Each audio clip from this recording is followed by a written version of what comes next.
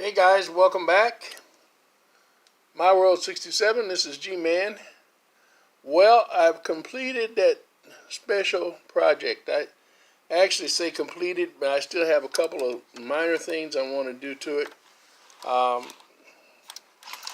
But by far, overall, it is complete.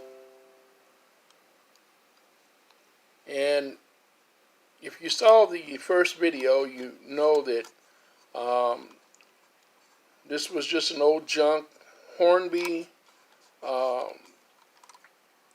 shell, old gauge shell. This is pre-war, 1926, 1936, and it's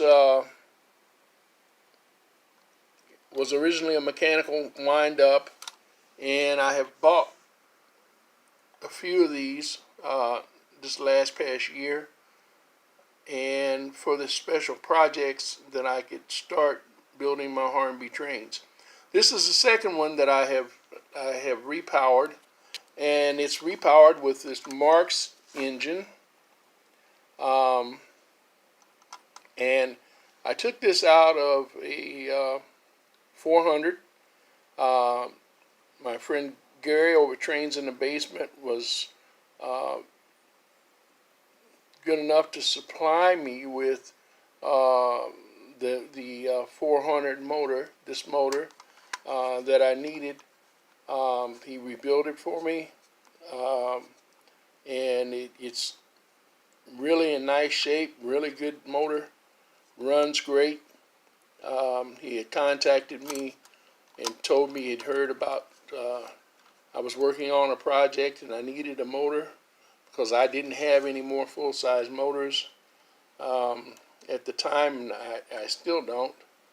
I've got one that I ran across in my junk box that needs to be rebuilt, and I get some time, maybe I'll get to rebuilding it, but I didn't have a motor that was runnable and ready to go. I had some micro motors, but no full-size single drive motors, and or doubles for that matter, that wasn't already in an engine. And so Gary sent me the motor, and I made some changes. I changed out the side rods and changed it over, and put in side rods in the front assembly off of an old 99 parts, 999,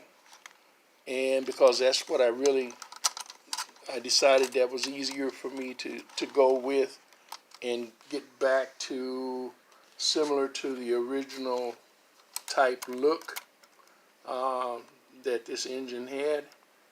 And so anyway, long story short, it's repowered by Marx.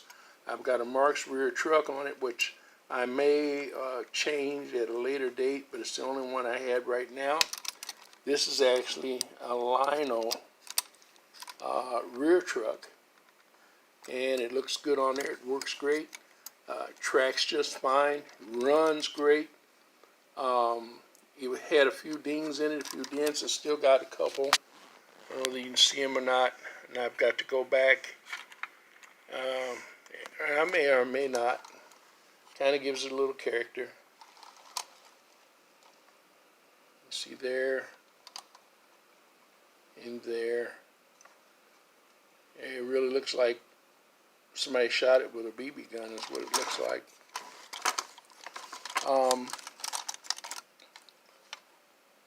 Overall, I'm really pleased with it. It turned out nicely. I touched it up in this darker maroon color. This color is hard to match. I'm trying to get some paint in this color because I may have another Hornby engine or another engine that I might want to paint in that color. I really like that color. It's called a dark wine, I believe, or something. This is the Royal Scot.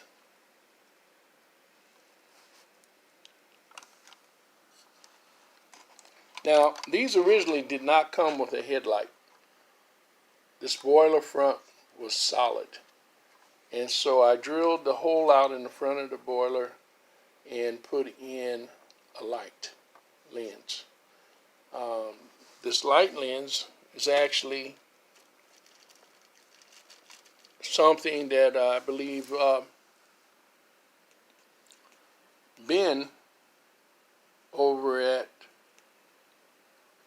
Ben's Trains ran across, and he actually introduced to be used. And so what they are is little cups that you can put on the bottom of your computer, or you put them on the bottom of whatever product that you have. Then you don't want it to scratch up your desk or table or whatever you're sitting on it, and so it creates a little foot base on the bottom of it, or you can use it for a replacement if you had something that had those on it. I was trying to locate it here so I could show you exactly what they look like. Bear with me just a second. Got them here. And anyway, they really work great.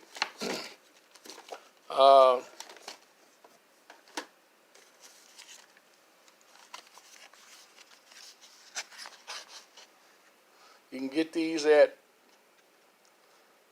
I imagine you can get them at a dollar store, at the grocery store, hardware store.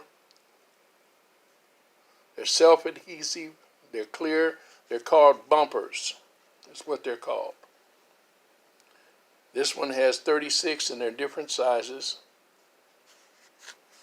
As you can see, I used this size.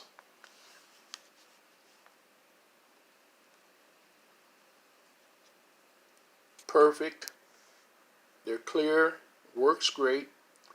You can use different types of glues on the back side of it if you want something to help permanize it. Even though they're adhesive, you don't have a lot of surface for them to stick to once you put them over a hole.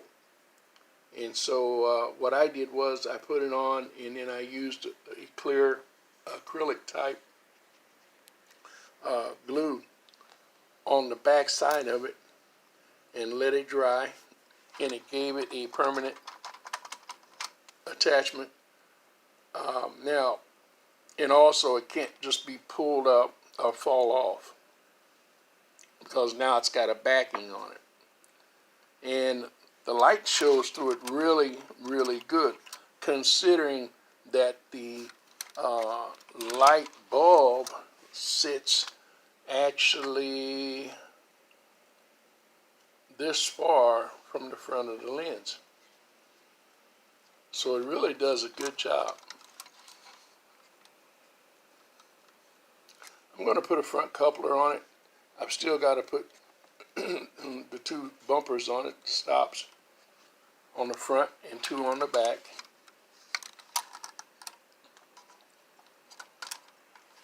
And I think I found something else to use for those, but I haven't picked them up yet. So once again, I will probably be using for that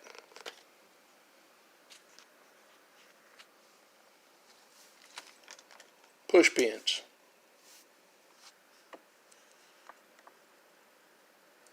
At least temporarily. And these work great. You remember I used them on the very first engine that I rebuilt. Get around so you can see it.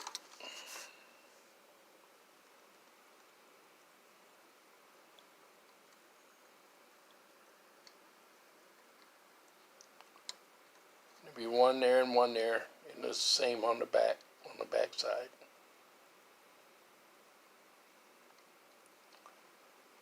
course, if you bump these enough times, they'll easily snap off.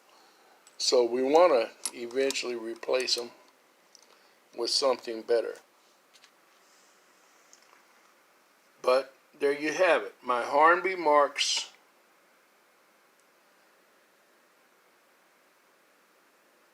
Scotsman.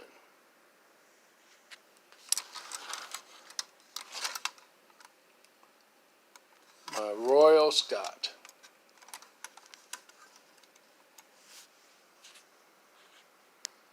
Had to make some adjustments and some changes. As you saw, we did put this on just like it's mounted on the Marx, and that made it a little easier. And then I went ahead, and you can't see it too well here, but made a plate to go over the existing plate that was already there. This time it needed to be a little bit wider, and put it on to lock and secure the engine, the motor in the shell. Okay, well, that's all I had for you for now.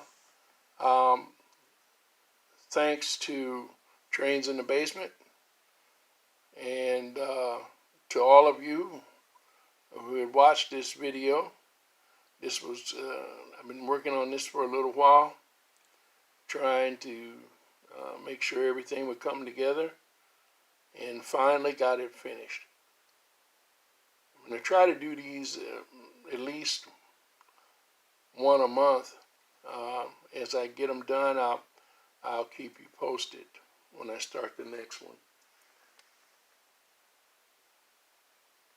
Well, that's all I have for you for now.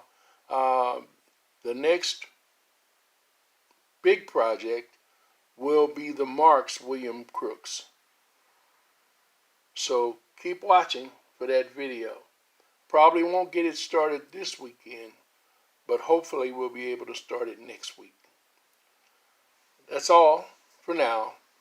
As always, happy rails until we meet again.